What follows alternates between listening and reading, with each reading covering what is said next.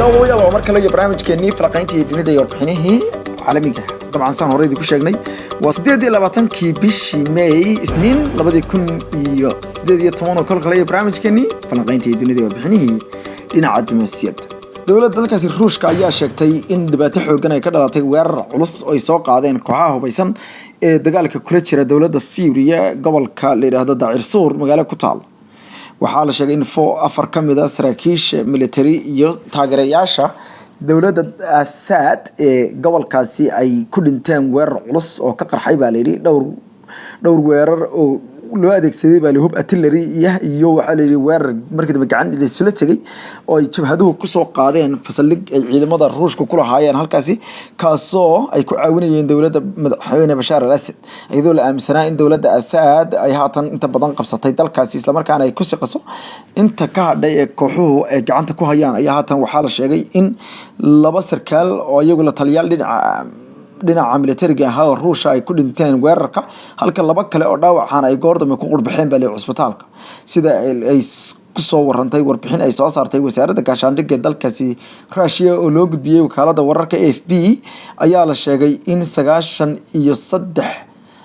92 askari oo Ruushka ilaa haatan ay ku dhinteen dagaalka ka soconaya dalkaasi Syria tan iyo intii dalkaas uu dagaalka galay waxa ay sidoo kale sheegeen in 43 kamid ah jabhadii weerarka soo qaaday goobta ay ku dhinteen hase yeeshee war madax banaan kama soo bixin dowladda dalkaasi kama soo bixin jabhadaasi oo iyadu qiranaysa inta dadka ah ee iyaga halkaas uga dhintay wakaaladda wararka ee dalkaasi Syria ee la yiraahdo Sana ayaa iyaduna waxay sheegtay in kooxo wax qarbuda ay weerareen saldhigyada ciidamada saaxiibada ah iyo kuwa xiraahdeen qaranka isla markaana la iska caabiyay si kastaba ha noqotee waxay intaas ku dareen dawladdu in lagu jabiyay weerarkaas dawladda Ruushka ayaa dhawaan madaxweynaheeda Vladimir Putin wuxuu amar ku bixiyay in inta badan ciidamada dalkiisa laga soo saaro dalka Syria kadib markii ay guteen buuli waajibaadka ku saabsanaa caawinta buuli iyo baritaarista dawladda sharciga ah ee dalkaasi Syria haatan Talyaaniga dalka Talyaaniga ayaa waxa ka taagan qalalaase iyo dawlad la'aan kadib markii xubnaha oo dhan ama xisbiyada oo dhan ay isku raaci diideen dawlad iyada oo kolba cilad soo baxayso marka mid la xaliyo madaxweynaha dalkaasi Talyaaniga ayaa loogu baaqay in xilka laga qaado isla markaana jigada laga eriyo kadib markii la sheegay in Sergio Mattarella uu is hortaagay dawladii la dhisi lahaa ee daqiiqadii ugu dambeysay hogaamiyaha ugu weyn xisbiyada siyaasadda ee dalkaasi ayaa madaxweynaha ugu baaqay in lagu ciqaabo baa la yiri codkii diidmada qayaxnaa ee awoodda madaxweynenimo ee isku hortaagay kadib markii la soo magacaabay wasiirka maaliyadda taasoo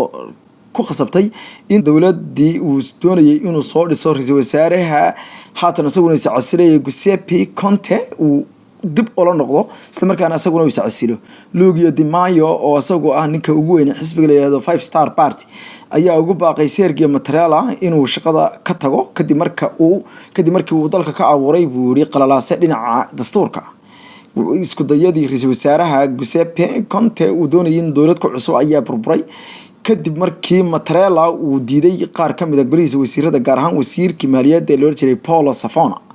5 Star xisbiga la yiraahdo ayaa haatan isku dayay inuu kol kale heshiis la galo xisbiga midigta fog ee la yiraahdo right wing kaasoo ay doonayeen in dawlad wada jira soo dhistaan Mr Conte ayaa haatan iscasilay kadib markii uu ku fashilmay ama uu madaxweyne Mattarella is hortaagay golihiisa wasiirada gaar ahaan ninkii markaasi sida weyn u daneynay Mr Hatan waxa la sheegay wararkii ugu dambeeyay in madaxii hore ee lacagta adduunka IMF Nicola Carlo Cotrella laga yaabo in mar kale la isku dayo inuu noqdo ra'iisul wasaare taasoo la aaminsan yahay inuu madaxweynuhu ka farxi doono hase yeeshee waxa kale oo jira qalalaase xooggan oo madaxweynaha iyo xisbiyada ku guuleystay doorashada u dhaxaysa dalka Talyaaniga ayaa waxa ka jiray qalalaase xooggan tan iyo intii xisbiyada oo dhan ku guuldareysteen inay soo dhisaan dawlad isla markaana xisbi kaliya uu heli waayay cod uu kaligii dawlad ku maamulo doorashadii dalkaasi ka dhacday bishii March waxaana dalkaasi horey u soo maray mid ka mid ah xisbiyada soo galootiga la dirra haatanna Saudi Arabia hogaamiyihii da'da yaraa Mohammed bin Salman bin Abdul Aziz Al Saud ayaa wali calaamad su'aal saaran yahay xaalkiisa qaar ka mid ah warbaahinta bariga dhexe ayaa isla dhexmaraya in ninkaasi uu haatan ka soo kabanaya dhaawac culus oo gaaray isla markaana laga yaabo inuu maalmaha soo socda warbaahinta la hadlo oo uu beeniyo inuu dhaawacmay hase yeeshee warbaahinta qaarkood oo soo xiganaya saraakiil gaar ahaan sarkaal kamida kuwa u dhaqdhaqaaqa xuquuqul insaanka ee dalkaasi Sacuudiga Carabiya ninka la yiraahdo Mohammed Al-Mas'ari oo ah xogayaha guud ee xisbiga la yiraahdo The Islamic Revival Party ayaa la sheegay in uu u sheegay TV laga leeyahay dalkaasi Lebanon in weerar ee la yiraahdo Al-Maydan TV la sheegay in weerarkii 21kii bishii Abriil uu dhaawac xooggan ka soo gaaray Mohammed bin Salman Al-Mas'ari wuxuu sheegay in weerarkaas kaliya uusan ahayn drone la isku weeraray balse uu haaba leeyay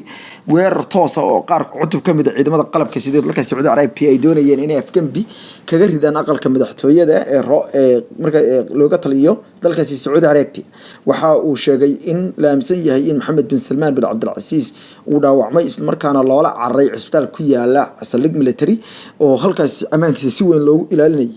wararkan ayuu sheegay ninkan haatan asagu u dhaqdhaqaaqa ama madaxda ka ah xisbiga leeyahay The Islamic Revival Party Mohammed Al-Mas'ari oo la hadlayay TV-ga Al-Mayadin ayaa wuxuu yiri waxaan la hadlay isla markaana aan xog ka helay buu xubno ka tirsan aqalka reer Sacuudi Carabiya ama aqalka boqortooyada iyo xubnaha ku gadaaman waxayna dhamaantood tibaaxaan in ay jirto tuhunka ah in xaaladda Mohammed bin Salman bin Abdul Aziz ay ka sii dareysay tan iyo intii la ogaaday in dhaawac uu soo gaaray wuxuu intaas ku daray in haatan laga yaabo in maalmaha soo socda Mohammed bin Salman bin Abdul Aziz hadii uu soo kabto inuu la hadlo warbaahinta isla markaana uu beeniyo wararka la isdhex marayay arrimaha yaab kale ayaa kamid ka baleeyay waxyaalaha dhacay iyo waxa kamid ah baleeyay in Mohammed bin Salman bin Abdul Aziz aan la arag bishan barakaysan ee Ramadaan isla markaana inta badan uu la hadli jiray dadka xilliga Ramadaanta oo ku hambaliyay jiray iyo kulankii wasiirka arrimaha dibadda xogayaha cusub ee arrimaha dibadda Mike Pompeo oo isagu ah nin si weyn arrimaha Sacuudiga u daneynaya ama Mike Pompeo asagu ah nin aad ugu dhow Sacuudi Carabiya marka loo eego xogayihii bedelay Rex Tillerson oo asagu horay loo aaminsanaa inuu nin aad ugu dhow Qatar ahaa waxaana la sheegay in kulankiisa uusan ka soo qayb galin sidoo kalena waxa warar ay tibaaxayaan in ay jirto baa la kala qaybsanaan xooggan iyo waxa la yiri iyo isbaacasi dhinaca awoodda ah oo u dhaxaysa Mohammed bin Salman iyo qoyskiisa iyo amiirada gabdhaha iyo wiilasha ah ee ka kooban 15,000 ee iyagu laynka ama safka dheer ugu jira xilkaasi labada wiil ee iyagu doonayay inay noqdaan cidda bedeli doonta Mr Salman ay noqdaan Mr Salmanka ama boqor Salman ayaa la sheegay inay aad uga caroodeen talaabadii uu aabihii wiilkaasi ugu bootiyay talada Mohammed bin Naif bin Abdul Aziz Al Saud iyo ninka la yiraahdo Mutaib bin Abdullah bin Abdul Aziz Al Saud ayaa la sheegay inay kamid yihiin xubnaha sida weyn ugu kacsan Mohammed bin Salman MPS oo xaaladiisu aadagtay Mr MPS ayaa in badan waxa uu qaaday olole xooggan oo caalamka isku barayay tan iyo bilihii March iyo April asagoo ku kala bixiyay booqashooyin kala duwan dunida reer galbeedka sida dalalka Jarmalka Britain dalka Faransiiska Mareykanka dhamaantoodna wuxuu ku sugnaa toddobaadyo halkaana wuxuu doonayay inuu ka muujiyo awoodiisa wax bedel iyo tiisa markaasi ku saabsan dhinaca hoggaanka uu doonayay inuu hoggaanka cusub dalkaasi ugu qabto ayadoo uu arrimo badan uu dalkaasi doonayay inuu ka bedelo sidoo kalena wuxuu aad uga hadlay qadiyadda reer Falastiin oo ka muujiyay markii ugu horeysay dhexdhexaadnimo ilaa xad iyo asagoo dawladda dalkaasi Israa'iil ilaa xad ku dhiiriday inuu yiraahdo inay xaq u leedahay dawlad gaar ah waxyaalaha kale uu sameeyay waxa kamid ah inuu waxa uu bixiyay 2030 aragtida 2030ka ama wax loo yaqaan 2030 vision uu ka iibiyay reer galbeedka oo ay kamid tahay magaalo la dhisayo oo yaab leh iyo waliba waxa la yiri oo noqoto magaalada dalxiis arrimaha isdhaxgalka iyo dumarka iyo xuquuqdooda loo ogolaaday arrimahaas oo dhan oo loo riyaaqay iyo maalgelin xooggan oo dalkaasi u raadiyay oo doonayo inuu kaga saaro ku tiirsanaanta saliidda kaliya halkan dagala socotaan waa Horfadhi Media haatan Shiinaha iyo Mareykanka dalalka Shiinaha iyo Mareykanka ayaa xaaladoodii ka taagneed badda la yiraahdo badda koonfurta Shiinaha ay ka sii daraysa wasaaradda difaaca dalkaasi Shiinaha ayaa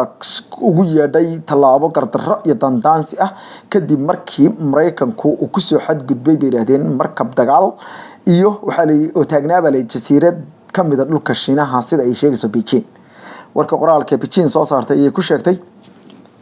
inay ka cadhaysan tahay isla markaana ay ka warwarsan tahay in xaaladdu faraha ka bixi lahayd kadib markii markab quusiye ah ama bubriye ah oo Mareykanku leeyahay oo badda mushaaxayay uu u soo jirsaday 22 kilomitir kaliya ama 12 mayl markab dagaal iyo jasiiradda la yiraahdo Brussels Island oo iyadoo ku taala dhulka la isku haysto ee gacanka qaniga ku ah shidaalka saliidda iyo kalluunka ee la yiraahdo koonfurta Shiinaha ee dalalka dhowrka ay ku muransan yihiin kaasoo ay u muuqday buuri gardaraac aqalka Pentagon ee dalka Mareykanka ayaa ka gaabsaday inay u jawaabaan dowladda Shiinaha balse waxay sheegeen in ciidankoodu ay gudanayeen waajibaadkii maalinlaha ahaa ee halkaas ay ka sameeyay jireen waxaana dowladda dalka Shiinaha ay ugu yeedhay talaabadan mid khatar gelinaysa waxay sheegeen in markabka la yiraahdo Leon Chilton uu ahaa mid khatar weyn keeni karay isla markaana si baahsan u xambaarsan baa hubka nuclear-ka kadib markii digniino dhowr loo dirayna uu joogsa diiday waxay sheegtay Shiinuhu in ay dalkeeda difaacayso hadii talaabo dambe oo dandaansi oo Mareykanku soo qaado waxay yiraahdeen warka qoraalka waxa lagu yiri ma aysan haysan baalid wax haba yaraatee ee ogolaansho ah oo ay ku maraan biyaha Shiinaha isla markaana waxay u ekeed arin xoog isbidisa Shiinuhu wuxuu sii wadi doonaa inuu qaado talaabo kasta oo ku difaaciyo qarannimadiisa madaxbannaanida iyo amniga qaranka iyadoo aan laga daahin sidaas ayaa lagu yiri war qoraal oo ka soo baxay dalka Mareykanka ayaa wuxuu horay u sheegay in isagu uu ka haysto ogolaansho dalalka kale ee badda wax kale sida Philippines, Indonesia, Malaysia, Taiwan iyo Vietnam oo uu sheegay in Shiinuhu doonayo inuu joobo si kastaba ha noqotee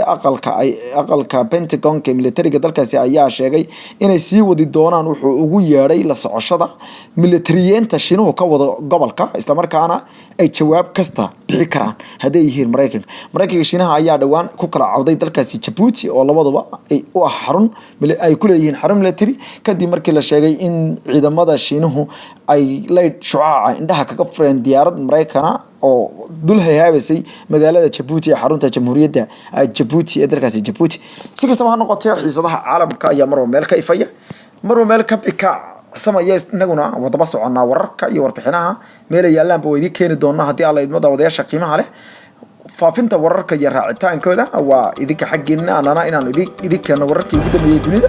warbixinada diblomaasiyadda qada dhigis iyo falanqeyn hadii alla idmo daawadayaasha qiimaha leh waa dhawan ayaan fursad weyn idin doonaa